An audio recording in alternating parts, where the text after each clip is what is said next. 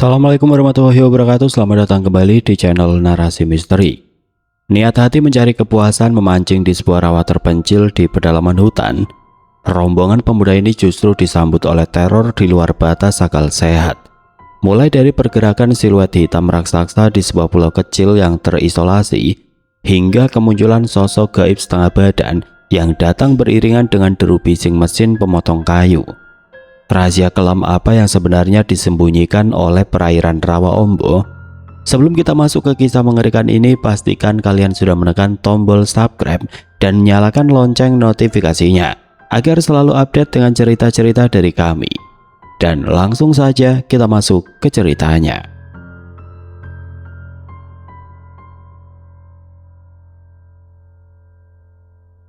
Senar pancing punya kamu ini ukurannya kekecilan, mending pakai yang lebih tebal. Nanti kalau dapat ikan gabus besar malah putus di tengah jalan. Suara Arkan memecah keributan di ruang tamuku. Ia memegang gulungan senar pancing milik Bima sambil menggelengkan kepala. Jam dinding berdetak beriringan dengan obrolan kami waktu pas menunjukkan pukul 1 siang. Rumahku benar-benar berantakan hari ini. 6 temanku sudah berkumpul duduk lesehan di karpet sambil membongkar isi tas ransel masing-masing. Ada Bima yang sibuk merapikan kotak kail dan pelampung, Yanto yang sedang memeriksa persediaan umpan cacing serta pelet ikan, sampai Dimas yang sibuk memilah bekal makanan ringan serta botol air minum. Kalau dihitung denganku, kami semua berjumlah 7 orang. Rencana memancing ke Rawa Ombo ini sebenarnya sudah kami bahas sejak minggu lalu saat nongkrong di warung kopi perempatan jalan. Waktu itu Yanto yang pertama kali melempar ide. Sudah setahun kita cuma mancing di empang berbayar. Sekali-kali kita cari tantangan yang lokasinya jauh sekalian. Memancing liar di alam. Dengar-dengar di pedalaman hutan sana ikannya seukuran paha orang dewasa, kata Yanto waktu itu dengan semangat menggebu. 2 hari ini rencana tersebut benar-benar kami wujudkan. Umpan aman, minum dan kopi aman, senter sama jaket tebel. Bawa cadangan baterai kan kalian? Tanyaku memastikan kepada teman-temanku yang masih sibuk mengemas barang. Aman semua bos, ayo buruan berangkat, mumpung matahari masih lumayan terang. Jalan kaki ke sana memakan waktu lama loh, saud Reza sambil menggendong tas ransel. Kami pun serempak berdiri, memakai sepatu boot karet, dan mulai melangkah keluar rumah dengan penuh semangat. Perjalanan menuju Rawa Ombo bukanlah perjalanan yang mudah. Lokasinya berada jauh di pedalaman hutan lindung. Kendaraan bermotor bahkan sepeda gunung sekalipun mustahil bisa masuk ke sana karena jalurnya berupa jalan setapak tanah liat yang licin. Harus naik turun bukit dan tertutup akar-akar pohon melintang yang berukuran sebesar paha manusia. Kami terpaksa berjalan kaki menembus hutan lebat. 1 jam pertama berjalan, tenaga kami masih penuh. Bima dan Dimas bahkan sempat berlomba jalan cepat sambil saling meledek tentang siapa yang akan dapat ikan paling banyak nanti. Namun masuk jam kedua, kondisi fisik mulai berbicara. Nafas kami mulai tersengal-sengal. Udara hutan terasa sangat lembab dan sumpek. Keringat membasahi seluruh bagian punggung kami hingga menembus baju. Ransel yang tadinya terasa ringan saat di rumah, kini seakan bertambah berat berkali-kali lipat menghantam pundak. Masih jauh kah inian? Betis rasanya mau copot, keluh Dimas dengan nada terputus-putus. Ia menyeka keringat di dahinya menggunakan ujung baju lengan panjangnya. Yanto yang berjalan paling depan sebagai penunjuk jalan menengok ke belakang. Sabar sedikit, habis melewati tanjakan yang banyak pohon bambu berduri ini, jalannya mulai turun melandai. Dari situ paling setengah jam lagi kita sampai lokasi. Untuk membunuh rasa bosan dan lelah di sisa perjalanan, Arkan mulai menceritakan pengalaman lucunya saat memancing di Laut Muara tahun lalu. Kami semua tertawa mendengarkan ceritanya tentang pancingan yang ditarik ikan sampai ia nyaris tercebur ke air payau. Obrolan ringan dan candaan seperti ini benar-benar ampuh mengalihkan perhatian kami dari rasa pegel di telapak kaki. Hutan lebat yang kami lewati terasa sedikit lebih ramah karena kami berjalan berombongan. Suara burung liar menyaut dari dahan ke dahan, menemani setiap langkah kaki kami yang menginjak ranting dan dedaunan kering. Waktu berjalan merayap lambat. Setelah 4 jam memaksakan fisik menembus rapatnya pepohonan, suara langkah kami perlahan melambat. Tepat pukul 5 sore, Hamparan air mulai terlihat dari sela-sela batang pohon. Kami akhirnya tiba di lokasi tujuan, Rawa Ombo. Aku berdiri di pinggir rawa, merentangkan tangan untuk merenggangkan otot sambil mengamati sekeliling. Tempat ini berupa rawa dengan luas sekitar 300 meter persegi. Airnya tenang, berwarna kehijauan gelap dan dikelilingi oleh pepohonan rimbun yang daunnya menjuntai ke permukaan air. Sesekali air bergerak kecil membentuk riak saat ada ikan liar yang mengambil nafas di permukaan. Suasananya sepi dan udaranya terasa jauh lebih dingin dibandingkan saat kami menyusuri jalur setapak tadi. Saat kami sedang sibuk menurunkan tas punggung ke atas rumput, Bima mendekat ke arahku. Dan Arkan, wajahnya terlihat sedikit lebih serius, menatap awas ke sekeliling rawa. Kalian ingat cerita orang kampung bawah soal tempat ini? Bima membuka obrolan dengan nada suara yang sengaja dipelankan, seakan takut ada yang mendengar. Cerita apaan, Bim? Saut Arkan sambil mengeluarkan pelampung dari kotak pancingnya. Banyak warga lokal sini yang ngomong kalau Rawa Ombo ini sebenarnya tempat sarang buaya, tapi buayanya bukan buaya biasa peliharaan kebun binatang. Kata bapak-bapak yang sering cari kayu bakar di hutan ini, buayanya ukuran raksasa dan kadang suka menampakkan diri diam di pinggir rawa menutupi jalan.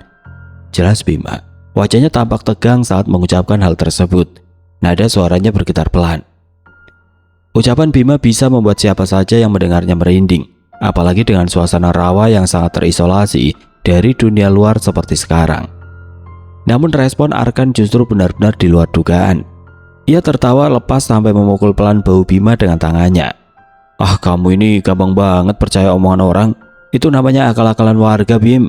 Warga sini sengaja bikin rumor ada buaya raksasa biar orang dari luar daerah kayak kita takut datang kemari. Ujung-ujungnya biar ikan di rawa ini cuma buat mereka sendiri. Gak masuk akal kalau ada buaya di tempat tertutup begini, kata Arkan dengan nada santai bercampur geli. Mendengar penjelasan Arkan yang terdengar sangat masuk akal, Yanto dan Reza ikut tertawa lepas. Bukannya merasa takut, rombongan kami justru semakin merasa tertantang untuk membuktikan bahwa di rawa ini tersimpan ikan-ikan besar yang patut dibawa pulang. Obrolan seram soal sarang buaya itu seketika menguap tergantikan semangat. Bagi penggila mancing seperti kami, pantang pulang sebelum wadah ikan terisi penuh. Sudah, jangan mikirin buaya atau rumor kampung, mending kita mulai bagi posisi. Sebentar lagi matahari tenggelam dan ikan mulai ganas cari makan. Instruksiku kepada teman-teman. Kami bertujuh mulai memencar menyusuri tepian rawa. Aku memilih posisi yang dekat dengan akar gantung sebuah pohon. Arkan mengambil posisi duduk di sebelah kananku. Berjarak sekitar 2 meter, Yanto dan Bima memilih berjalan sedikit menjauh ke sisi seberang kiri rawa. Sementara 3 teman lainnya menyebar di area semak dekat air masuk. Aku membuka wadah umpan, memasang cacing hidup ke kail dengan hati-hati. Setelah memastikan ikatannya kuat, aku mengayunkan joran pancing. Umpan melayang dan mendarat di air dengan suara kecipak pelan. Riak air kecil perlahan menghilang. Arkan juga sudah melempar umpannya tepat ke dekat tumpukan ranting di air. Teman-teman yang lain tampak duduk tenang memandangi pelampung pancing mereka di bawah sisa cahaya sore yang meredup. Suasana saat ini masih sangat santai, wajar, dan diisi obrolan pelan menanyakan pergerakan ikan. Angin senja berembus menyejukkan. Umpanku kok belum ada yang nyolek ya? Gumam Arkan sambil membetulkan posisi duduknya agar lebih nyaman di atas rumput. Aku hanya tersenyum tipis mendengarnya dan terus menatap pelampungku sendiri yang masih diam mengambang. Rombongan kami benar-benar menikmati waktu bersantai ini. Hari perlahan beranjak menuju petang dengan normal, persis seperti rencana liburan yang sudah kami harapkan sejak minggu lalu. Sinar matahari senja berangsur hilang terbenam di balik deretan pohon besar. Suasana terang berubah menjadi malam gulita. Hanya dalam hitungan beberapa menit saja, kami semua mulai menyalakan senter kepala masing-masing agar bisa tetap memantau alat pancing. Cahaya senter menembus tipisnya kabut malam yang perlahan mulai turun menutupi permukaan air. Suasana malam di Rawa Ombo benar-benar sunyi. Jauh berbeda dengan empang tempat kami biasa memancing.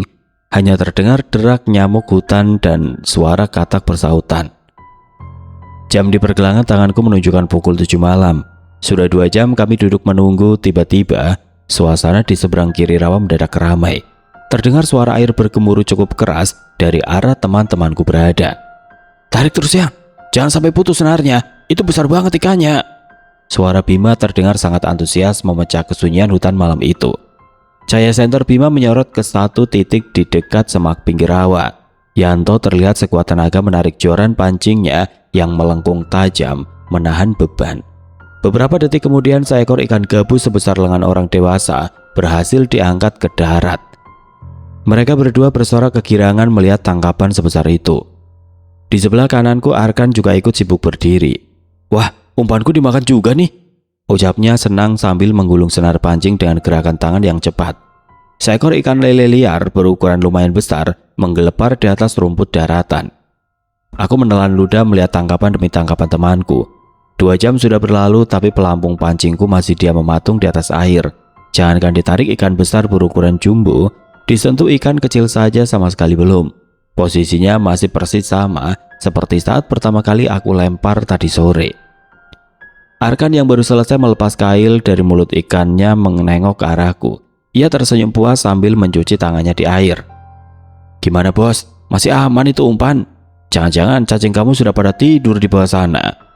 Ledek Arkan sambil memasukkan ikan hasil tangkapannya ke dalam jaring hitam. "Diam kamu Ar, ikan besar biasanya memang makanya belakangan, tunggu saja nanti." Jawabku mencoba membela diri, walau sebenarnya hatiku mulai panas.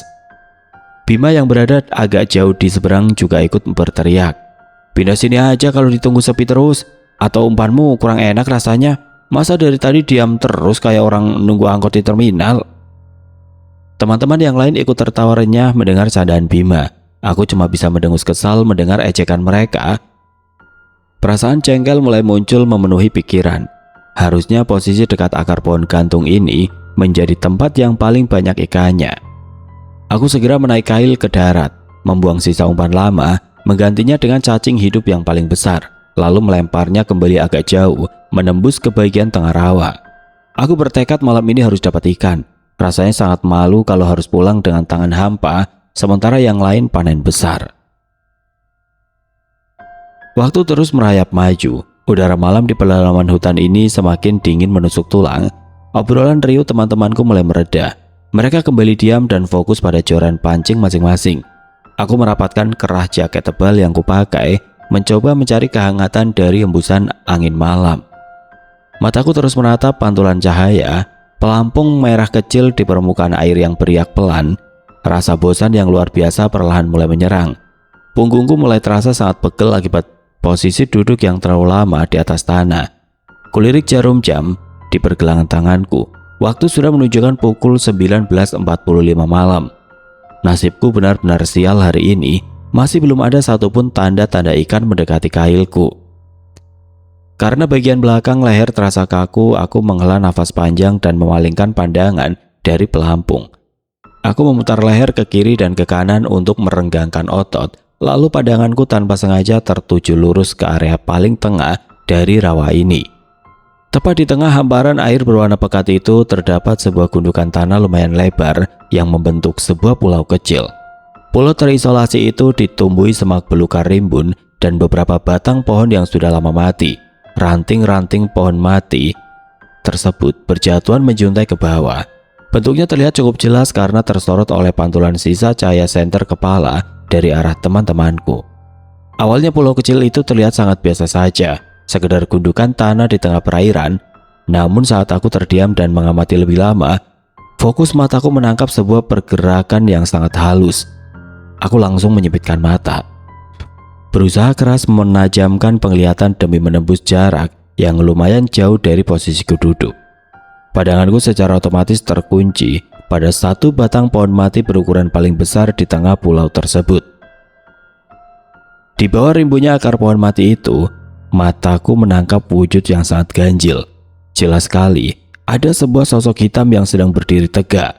Wujud bayangan hitam ini sangat pekat, warnanya jauh lebih gelap menyerupai arang dibandingkan kondisi malam di sekitarnya. Bentuk sosok ini menyerupai tubuh manusia laki-laki dengan ukuran badan yang sangat tinggi dan besar. Sosok itu sedang berdiri dengan gestur tubuh yang sangat santai.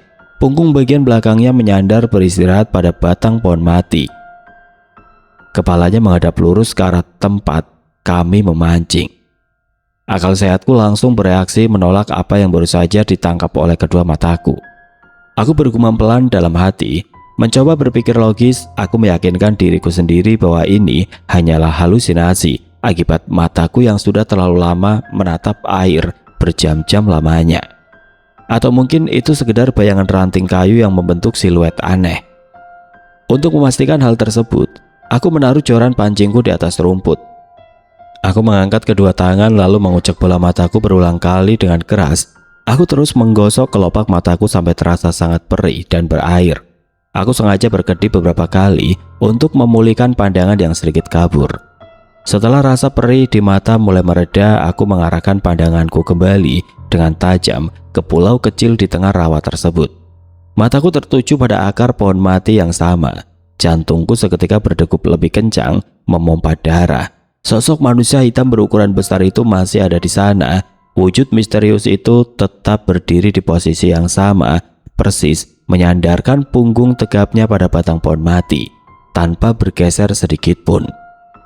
Rasa dingin seketika menjalar merayapi tengkuk leherku hingga membuat bulu kuduk meremang hebat. Nafasku mendadak tertahan di dada. Pikiranku mulai kacau balau berusaha mencerna pemandangan ganjil di depan mata.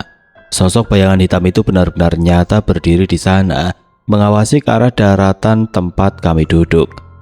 Suasana malam yang tadinya diisi oleh suara jangkrik dan katak mendadak terasa sangat sepi, menyengat telinga. Karena mulai merasa sangat merinding dan nyaliku menciut drastis, aku menoleh ke arah kanan. Aku memutuskan untuk langsung memanggil temanku yang duduk paling dekat denganku saat ini. "Arkan, coba kamu lihat ke tengah rawa. Apa yang kamu lihat?" Tanyaku dengan nada suara yang bergetar menahan panik. Arkan yang sedang asik menatap pantulan pelampungnya memutar kepala dengan lambat. Wajahnya terlihat bingung karena pertanyaanku yang tiba-tiba memecah keheningan. "Memangnya ada apa?" Saut Arkan santai tanpa beban. Seolah gangguan yang kurasakan ini sekedar angin lalu. Mendengar respon santai itu, tanganku mulai gemetar hebat. Aku mengangkat tangan kanan dan menunjuk lurus ke arah pulau kecil yang berjarak belasan meter di depan kami. Aku berusaha meyakinkan temanku itu agar matanya ikut menangkap apa yang sedang menerorku. "Kamu lihat kan, ada pulau kecil di tengah rawa. Coba kamu perhatikan baik-baik. Di bawah pohon mati itu, ada orang yang berdiri bersandar di batang pohon."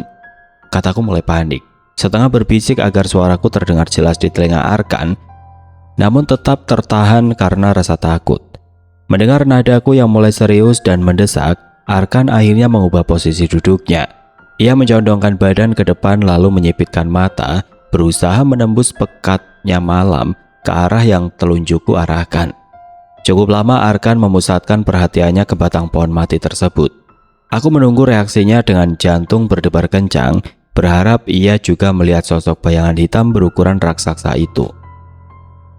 Namun jawaban Arkan justru membuat rasa frustasiku memuncak. Ia kembali duduk bersandar santai sambil menghela nafas panjang. "Iya, aku sudah lihat dan gak ada apa-apa di sana. Yang ada cuma pohon mati saja. Kamu jangan nakutin gitu dong," ucap Arkan dengan nada sedikit kesal karena merasa terganggu waktu memancingnya. "Aku gak nakutin, sumpah memang ada. Coba kamu lihat lagi," paksaku dengan nada ngotot. Aku sangat yakin dengan penglihatanku sendiri. Bayangan tinggi besar itu masih menyandar di sana. Melihatku begitu panik dan terus memaksa, Arkan mendengus kasar. Ia kembali menolehkan kepalanya ke arah pulau kecil itu untuk kedua kalinya. Tepat di saat Arkan kembali menatap ke arah pohon mati tersebut, kejadian menyeramkan itu berlangsung sangat cepat di depan mata kami berdua. Sosok bayangan hitam yang tadinya dia mematung menyandar di batang pohon mendadak bergerak. Gerakannya sangat gesit dan sama sekali melanggar batas wajar manusia normal. Sosok itu bergeser cepat menyusuri permukaan air menuju arah hutan di seberang rawa. Hanya butuh waktu 2 detik, wujud hitam pekat tersebut langsung menghilang di telan rimbunya pepohonan malam. Saking kagetnya melihat pergerakan kilat yang sangat menyeramkan itu, tubuhku bereaksi di luar kendali. Aku melompat dari posisi dudukku dan langsung memeluk Arkan dengan erat. Jantungku serasa mau copot. Tanganku mencengkram pundak jaket Arkan saking takutnya. Arkan yang dipeluk secara mendadak tentu saja kaget luar biasa. Ia langsung mendorong tubuhku hingga aku nyaris terjengkang ke belakang. Wajahnya terlihat sangat marah dan kesal. "Ada apa sih kamu?" kata Arkan kesal sambil merapikan jaketnya yang kusut akibat cengkeramanku. Matanya melotot menatapku yang masih gemetar di atas tanah. "Bayang tadi terbang ke hutan, Arkan. Sumpah, buat apa aku bohong?" kataku dengan suara bergetar parah. Nafasku memburu. Keringat dingin sebesar biji jagung mulai menetes dari dahiku membasahi pelipis. Arkan menatapku lekat-lekat, raut wajah marahnya perlahan berubah melihat kondisiku yang pucat pasi dan benar-benar ketakutan. Ia menyadari kalau aku sama sekali sedang bercanda atau membuat lelucon malam. Namun karena Arkan memang memiliki sifat keras kepala, ia tetap menolak percaya sepenuhnya pada cerita horor yang baru saja aku sampaikan. Baginya, datang memancing ke tempat jauh ini murni untuk mencari ikan, bukan untuk mencari masalah dengan hal-hal gaib. "Udahlah, jangan dibahas lagi. Kalau kamu masih takut dan merasa terganggu di sini, mending kamu gabung saja sama teman-teman yang lain di seberang sana," kata Arkan sambil menunjuk ke arah Bima dan Yanto yang jaraknya lumayan jauh dari posisi kami berdua. Aku menelan ludah menimbang-nimbang tawaran Arkan. Bergabung dengan Bima dan Yanto yang sedang ramai memang terdengar seperti ide bagus untuk mengusir rasa takut. Namun egoku sebagai pemancing menolak hal tersebut. Kalau aku pindah ke tempat Bima, posisinya sudah terlalu sempit dan aku pasti akan makin kesulitan mendapatkan ikan. Aku sudah berniat kuat malam ini harus membawa pulang hasil tangkapan. "Gak usah, aku mau cari tempat sendiri aja," jawabku menolak tawarannya. Aku segera berdiri dari tanah, membersihkan sisa rumput yang menempel di celana. Tanganku dengan cepat membereskan kotak umpan, memasukkan kembali sisa cacing ke dalam wadah plastik, lalu menggulung senar pancingku. Aku mengangkat joran pancing dan menggendong tas ranselku. Aku memutuskan untuk berjalan menyusuri pinggiran rawa, menjauh dari posisi Arkan. Tujuanku adalah mencari sudut rawa yang lain yang agak menyendiri. Aku butuh ketenangan untuk menetralkan pikiran yang masih sangat terkejut akibat penampakan mengerikan tadi, sekaligus mencari titik baru yang lebih potensial agar kailku segera disambar ikan. Langkah kakiku berhati-hati menghindari lumpur licin di pinggir air, menembus gelapnya malam menuju sudut rawa yang belum tersentuh oleh teman-temanku yang lain. Aku berharap di tempat baru nanti kesialan dan gangguan aneh ini akan berhenti mengikutiku. Aku berjalan agak menjauh dari posisi Arkan, membelah rimbunnya semak belukar setinggi dada yang membatasi area pinggir rawa.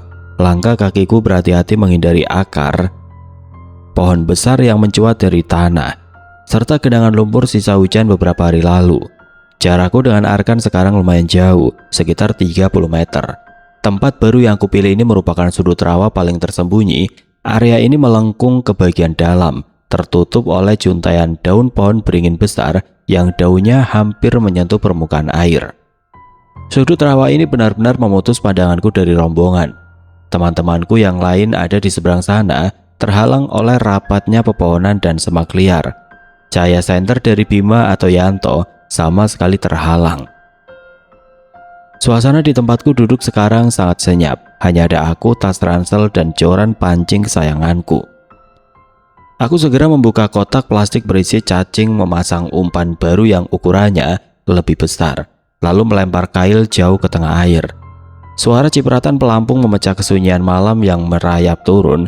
Aku duduk bersila di atas rumput liar, melipat tangan di depan dada untuk menahan dingin, sambil memusatkan pandangan pada pelampung merah yang dia memantul tertimpa cahaya senter kepalaku. Pikiran tentang sosok besar yang bersandar di pohon pulau kecil tadi berusaha keras aku singkirkan. Aku memaksa otakku untuk kembali fokus mencari ikan. Setengah jam berlalu, suasana makin terasa sangat kaku. Pelampung merahku masih diam mematung tanpa pergerakan. Umpanku sama sekali diabaikan oleh ikan-ikan liar di bawah air sana. Kesunyian malam pedalaman hutan ini mulai membuat perasaanku sangat tidak nyaman. Hawa udara berubah menjadi semakin menggigit, membuat jari-jari tanganku mulai kebas. Aku menghela nafas panjang dan bergumam sendirian karena merasa amat frustasi dengan kondisi ini. Ini ikan pada lari kemana sih? Masa sudah pindah tempat sejauh ini, umpan cacingku dibiarkan utuh? Kataku pelan, merutuki nasib sial yang terus menempel malam ini. Tanganku baru saja meraih gagang joran untuk mengecek kondisi umpan saat kejadian ganjil berikutnya bermula. Tiba-tiba ada hembusan angin yang lewat begitu cepat menabrak bagian samping kanan tubuhku. Hembusan angin ini terasa luar biasa dingin, jauh di bawah suhu normal malam hutan. Udara dingin itu menembus langsung ke pori-pori kulit, membuat bulu kuduk di area leherku langsung berdiri tegang. Reaksi awalku saat itu masih berusaha bersikap wajar dan cuek. Aku menoleh ke arah kanan, hanya terlihat dahan pohon yang bergoyang pelan. Aku berpikir logis, menganggap hal tersebut cuma hembusan angin malam biasa yang kebetulan berembus lebih kencang melewati celah pepohonan. Aku segera menaikkan kerah jaket sampai menutupi batas leher, lalu kembali menatap tajam ke arah pelampung di permukaan air. Namun usahaku untuk tetap berpikir positif perlahan hancur. Sekitar 10 menit berselang setelah angin dingin yang ganjil itu menabrak tubuhku, keheningan malam rawa mendadak pecah oleh suara yang sangat mengerikan. Telingaku seketika menangkap sebuah suara dengungan yang sangat bising. Suara tersebut persis seperti raungan gergaji mesin pemotong pohon berukuran besar yang ditarik gasnya secara penuh. Suara bising alat berat itu terdengar menggema sangat keras, memecah kesunyian dari arah tepat di depan posisiku duduk. Tubuhku melonjak kaget, kepalaku langsung tegak mencari sumber suara, pikiranku memutar otak mencari jawaban logis. Untuk apa ada suara mesin potong kayu menyala di pedalaman rawa hutan yang jauh dari mana-mana? Pada malam buta begini, suara dengungan gergaji itu terdengar makin nyaring dan menggetarkan air rawa di sekitarku. Aku panik luar biasa. Tangan kananku segera mengarahkan senter kepala lurus ke depan. Cahaya senterku membelah pekatnya malam, menyorot tajam tepat ke arah atas permukaan air. Di detik itulah mataku melihat wujud aslinya. Tepat di depanku melayang tenang di atas air rawa, muncul sosok hantu dengan wujud yang membuat akal sehatku seketika lumpuh. Makhluk gaib itu berwujud hantu korban gergaji mesin. Penampakannya benar-benar sangat mengerikan. Hantu tersebut hanya memiliki separuh tubuh bagian bawah. Wujud makhluk ini terpotong sangat rapi di bagian pinggang sampai ke ujung kaki. Bagian atasnya benar-benar putus. Bagian kepala, dada, dan kedua tangannya sama sekali lenyap. Sosok setengah badan itu mengenakan celana panjang kain berwarna hitam yang basah kotor. Aku bisa melihat dengan sangat jelas bentuk potongan pinggulnya yang terpotong rata. Sepasang kaki hitam itu melayang tegak sejajar dengan wajahku. Makhluk itu diam mengambang menantang pandanganku. Sementara suara bising mesin gergaji terus menderu keras dari arah wujud hantu tersebut. Melihat potongan tubuh melayang begitu dekat, sistem tubuhku langsung bereaksi sangat keras. Jantungku berdegup amat kencang, berdetak gila-gilaan memukul tulang rusuk. Sampai dadaku terasa sakit dan sesak. Aku berniat menjerit minta tolong kepada Arkan, tapi rahangku terkunci rapat. Lidahku mendadak kaku. Rasa kaget bercampur takut yang sudah melampaui batas kewajaran ini merangsek naik dengan cepat, mematikan seluruh fungsi sadarku. Padanganku seketika mengabur hebat, warna air rawa, semak belukar, dan sepasang kaki hitam di depanku itu membaur menjadi satu buraman yang pusing berputar. Detik berikutnya kedua lututku kehilangan tenaga untuk menopang berat badan. Tubuhku limbung ke arah samping, kepalaku membentur tanah di tepi rawa. Dan aku pun ambruk pingsan tidak sadarkan diri di sana. Kesadaranku perlahan kembali, mataku terasa sangat berat saat ku coba membukanya secara pelan. Bau menyengat minyak angin menusuk kuat ke dalam hidungku, membuat dadaku yang tadinya sesak berangsur lega. Pandanganku yang awalnya buram perlahan mulai menemukan titik fokus yang jelas. Aku melihat atap esbes berwarna putih pucat dan sorot cahaya lampu bolam kuning yang cukup terang. Aku menyadari bahwa aku sudah membaringkan punggung di atas karpet plastik dalam sebuah rumah yang sangat asing. Di sekelilingku wajah Arkan, Bima, Yanto, dan teman-temanku yang lain terlihat menegang panik. Ada juga 3 orang bapak-bapak warga desa setempat yang berdiri mengelilingiku dengan raut wajah cemas.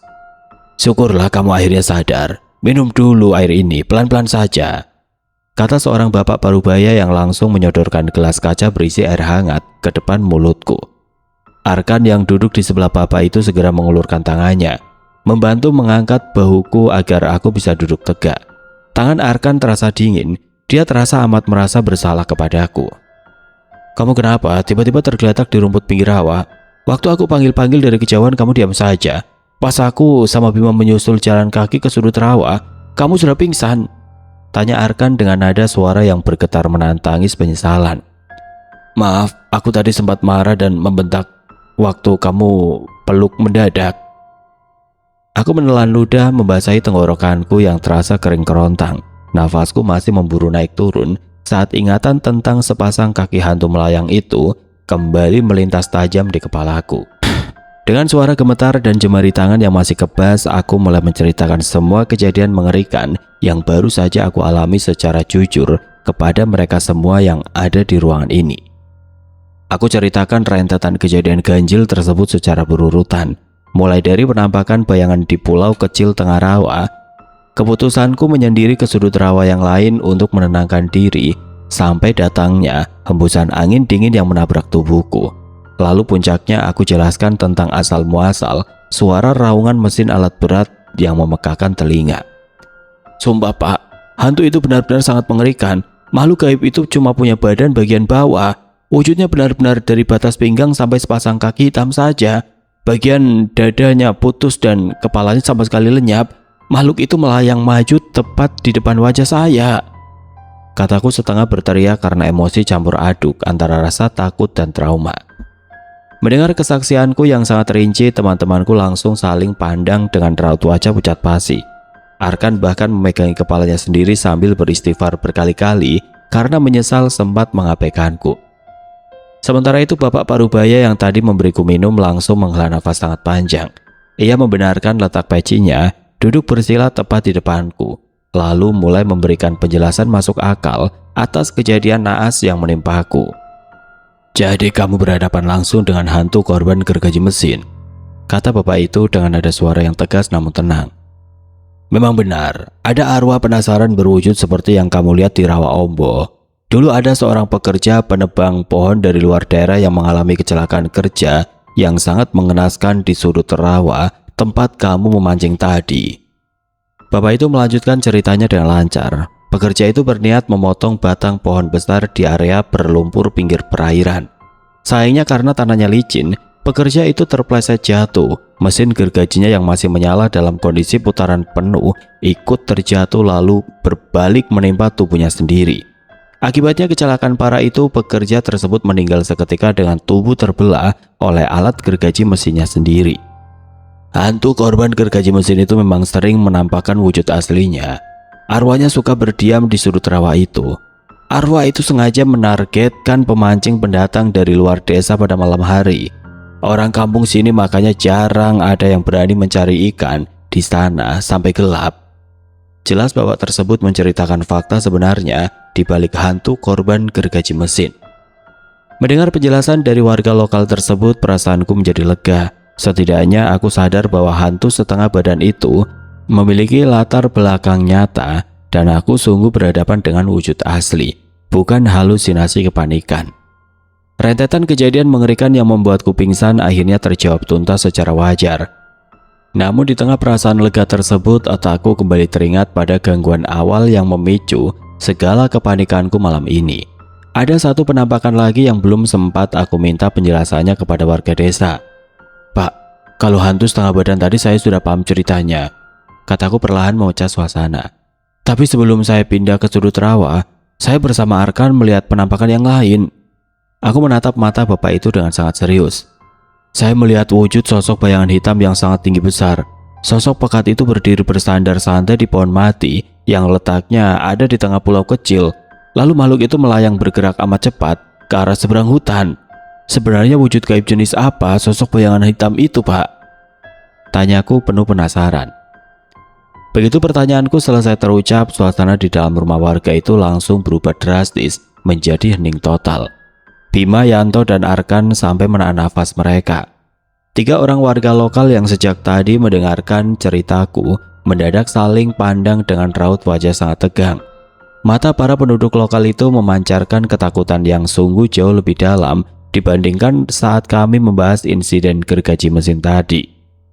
Bapak Parubaya di depanku menelan ludah cukup keras. Wajah tuanya seketika memucat pias. Ia menggelengkan kepala perlahan dengan pandangan mata yang langsung diturunkan ke arah karpet. Kalau arwah penebang pohon kami semua paham wujud dan asalnya, ucap bapak itu dengan suara bergetar nyaris berbisik. Tapi soal wujud sosok bayangan hitam di pulau kecil itu, kami warga desa asli sini juga sama sekali tidak pernah tahu makhluk berwujud apa yang menghuni tempat tersebut. Sampai detik ini pantang hukumnya bagi manusia untuk berani menginjakkan kaki ke pulau tersebut. Jawaban lugas warga desa itu seketika membungkam mulutku. Segala konflik dan kejadian malam ini sudah terurai wajar, menyisakan rahasia pulau kecil tersebut untuk dibiarkan menetap tanpa perlu dibahas lagi. Kami semua memutuskan untuk segera berkemas pulang dan tidak pernah kembali lagi memancing di Rawa Ombo. Terima kasih sudah mendengarkan kisah ini di channel Narasi Misteri sampai selesai. Pesan penting dari cerita ini untuk kita semua dimanapun kita memijakan kaki, terutama saat memasuki alam liar atau tempat yang baru pertama kali dikunjungi. Selalu menjaga sikap, lisan, dan menghormati peringatan dari warga setempat. Jangan pernah bersikap sombong atau meremehkan larangan yang ada, karena kita tidak pernah tahu berdampingan dengan hal tidak kasat mata apa di tempat tersebut. Sampai jumpa di kisah misteri kita selanjutnya. Wassalamualaikum warahmatullahi wabarakatuh.